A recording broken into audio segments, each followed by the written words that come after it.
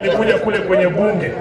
Kawaida yangu tangu nichaguliwe mimi huwa siendi mikutano ya William Ruto, kwa sababu najua utakaa hapo kusikiza uongo tangu mwanzo mpaka mwisho.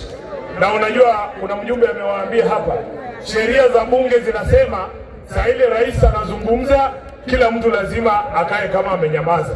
Sasa mimi vile mnanijua, mtu akisema uongo nitanyamaza kweli? Si nitasimama niseme hiyo ni uongo? Na Weta kwa hapo wanangoja tu. Sifuna akisema ngwe nirushwe nje miezi 6. So afadhali nikae nyumbani nakaa nikiangalia naandika, akisema hii nasema hiyo ni uongo. Kama anadanganya wananchi lazima tuseme hiyo ni uongo. Mimi nilikuwa najiuliza, unakuja unasema kwamba una mambo manne muhimu na unaanza na mambo ya elimu. Unasema hiyo ndio itasukuma Kenya ifike mahali Singapore iko. Lakini unasahau kuzungumzia shida ambazo ziko katika mambo ya elimu Kenya hii. Mnajua nyinyi kina mama, watoto wetu ambao walifanya mtihani wa KCSE na KCPE mwaka wa 2024 mpaka leo hawajapata certificate zao. Watu wanaenda kuapply kazi za jeshi za polisi bila hiyo certificate utapata kweli? Sasa serikali hii ya Ruto hata kuprint certificate ya vijana imewashinda. Hiyo ni serikali kweli? Wako na waalimu zaidi ya 20,000 wale wa junior secondary ambao ni ma-intern walikuwa wanafanya internship zao zinaisha Disemba mwaka huu. Unakuta waziri mmoja wa serikali ya Ruto anaitwa Mbadi anasimama anasema tumetenga shilingi bilioni 6 ya kuajiri hawa watu on permanent basis. Alafu mwenzenu huyu Ogamba ambaye anatoka hapa Kisii anasimama anasema hakuna kitu kama hiyo. Sasa waziri gani ambaye wananchi wataamini? Tutaamini Mbadi ambaye anasema kuna pesa, ama Ogamba ambaye ni waziri wa elimu ambaye anasema hakuna kitu kama hiyo? Na rais anakuja bunge hazungumzii hiyo kitu. Sisi tunataka tujue kutoka kwa Mheshimiwa William Ruto, hawa interns wa JS ambao contract zao zina expire December, unawaandika ama huwaandiki? Kuna pesa ama hakuna pesa? Tusonge mbele. Tunapozungumza serikali kuu, ukiangalia ile madeni ambayo iko nayo ya private universities, karibu shilingi bilioni 60 ya wale sponsored students ambao serikali imekataa kulipa. Wewe unakuja bunge unaongea mambo ya elimu, unatuambia ndio itatufikisha mahali Singapore iko, na hauguzii haya maneno. Kweli wewe unajua ile kazi unafanya kweli? Anakuja anazungumza mambo ya afya. Mambo ya afya.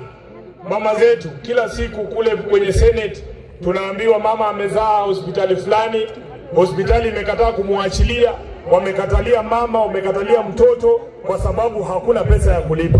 William Ruto mwenyewe akisimama mbele ya watu anasema ati ukienda hospitali uitishwe pesa ati upigie polisi. Mimi najua uhusiano wetu na polisi, sisi si marafiki. Wale wako hapa tu ndio rafiki zetu, kama wewe ni rafiki yako. Lakini wewe hatuwezi kukupigia simu wakati SHA imekataa kulipa. Ndio maana nilisimama bunge nikasema William Ruto akikuja hapa mumuitishe namba yake mwenyewe. Hospitali ikikuitisha pesa usipigie polisi, pigia nani? Pigia nani? Kwa sababu yeye ndiye alisimama akasema baada ya sisi kukatwa zile pesa tunakatwa, matibabu itakuwa bure. Na kama sio bure, yeye ndiye atalipa. Harambee zinaendelea. Mgonjwa akipatikana na kansa ama ugonjwa mwingine mzito, familia hapa zinauza mashamba, zinauza ng'ombe hadi tuweze kulipa bili ya hospitali. Ruto alisimama na kwa kinywa chake mwenyewe akasema SHA ikiingia matibabu itakuwa bure. Hizi harambee ni za nini? Hizi harambee ni za nini? Hapa Kisii harambee zimeisha? Zimeisha hazijaisha?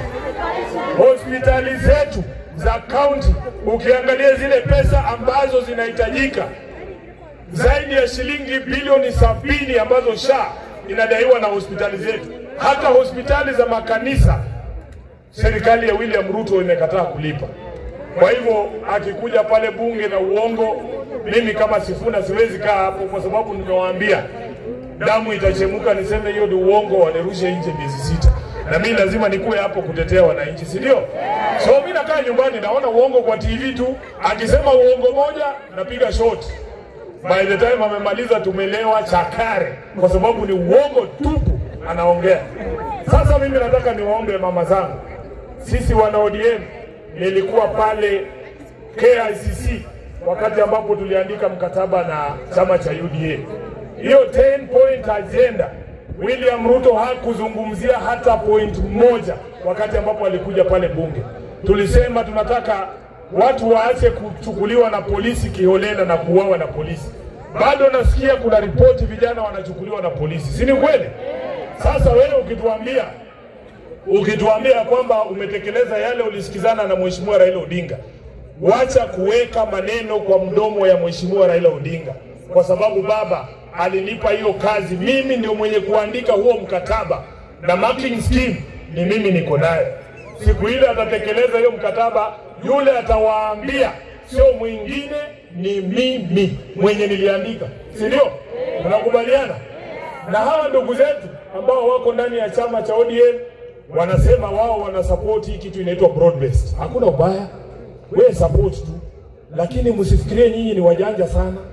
Ukikaa unasikiza mdomo ya hawa watu wa broad based, wanaona wao ni wajanja sana. Anaanza baba alituambia mpaka sijui 2027, sijui Ruto akifanya hii, sijui akifanya ile, ati sijui tutamuunga mkono. Nani alikuambia?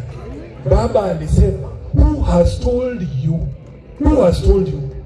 that ODM will not have a presidential candidate in 2027? Who has told you?